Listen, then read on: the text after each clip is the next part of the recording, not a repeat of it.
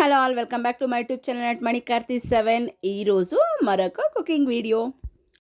Special అన్ని తరకారీలు వేసి పులుసు పెట్టేది ఎలాగో చూసేద్దాం. కుక్కర్లో చిన్న కుక్కర్లో 100 గ్రామ్ కందిబ్యాళ్ళు తీసుకొని అది 2-3 సార్లు బాగా కడిగి నీళ్లు వేసి కుక్కర్ అయితే పెట్టేద్దాము. ఒక విజిల్ వస్తే చాలు. కర్ణాటక స్పెషల్లో సాంబార్లు కూడా చాలా స్పెషల్. దీని కన్నడలో ఉళిసారు అంటాము. అన్ని తరకారీలు వేసి అంటే అదొకటి ఇదొకటి ఉన్నప్పుడు ఇలా అన్ని తరకారీలు వేసి పులుసు పెడితే అంటూ నెక్స్ట్ లెవెల్లో ఉంటుంది. ఖచ్చితంగా మీరు ట్రై చేయండి.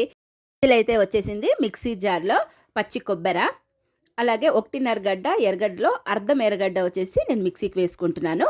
టమాటో పెద్ద సైజు టమాటాలో కొంచెం టమాటా, ఇంకా మిగతాది కుక్కర్కి వేసుకుంటాను. అలాగే నానబెట్టిన చింతపండు ఒక రెక్క నానవేసుకున్నాను, అది కూడా ఇందులో వేసేసి సాంబార్ పొడి ఒక 2 స్పూన్లు వేసుకుంటున్నాను. సాంబార్ పొడి ఇంట్లో చేసిందే. ఇది సాంబార్ పొడి వచ్చేసి హోమ్మేడ్ సాంబార్ పొడి నేను ఇంట్లో చేసిందే. ఆల్రెడీ మన ఛానల్లో సాంబార్ పొడి ఎలా చేసుకోవాలనేది వీడియో కూడా పెట్టాను.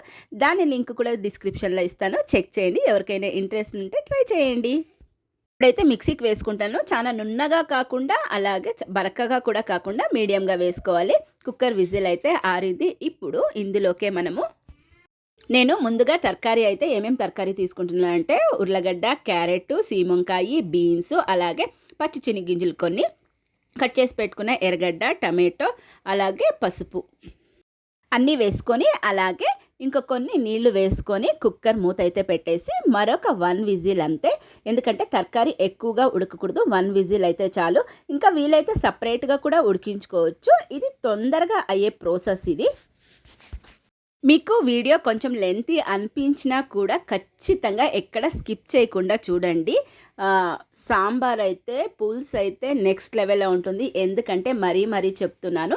ఇప్పుడు విజిల్ అయితే వచ్చేసింది, విజిల్ ఆరింది. ఇప్పుడు దీన్నంతా నేను మరొక గిన్నెలోకి వేసుకుంటున్నాను. అలాగే మిక్సీ వేసి పెట్టుకున్న మసాలా కూడా ఇందులో వేసేసుకుంటున్నాను. నీళ్ళు మీకు అనుగుణంగా, మీకు గట్టిగా కావాలన్నా నీళ్ళగా కావాలన్నా చూసుకొని ఎన్ని కావాలో అన్ని నీళ్లు వేసుకొని బాగా కలుపుకొని ఇది మసాలా పచ్చి వాసన పోయేంత వరకు కాసేపు ఉడికించాలి. అలాగే ఇంగ్రీడియంట్స్ ఏమనేది డిస్క్రిప్షన్లో కూడా ఇస్తాను, చెక్ చేయండి. ఇప్పుడు ఇవన్నీ బాగా కలుపుకొని మరి కాసేపు దీన్ని ఉడికించుకుందాము. తరకారీ సాంబార్ వచ్చేసి ఏ కాంబినేషన్ అయినా సూపర్ ఉంటుంది. అలాగే ఇప్పుడు మనం దీనికి రుచికి సరిపడా ఉప్పు వేసేసుకుందాము. నేను ఇక్కడ కల్లుప్పు వేసుకుంటున్నాను. ఇది ఒక పక్క ఉడుకుతుండగానే మనము దీనికి తిరగమూత పెట్టుకుందాము, అంటే ఒగ్గనే వేసుకుందాము.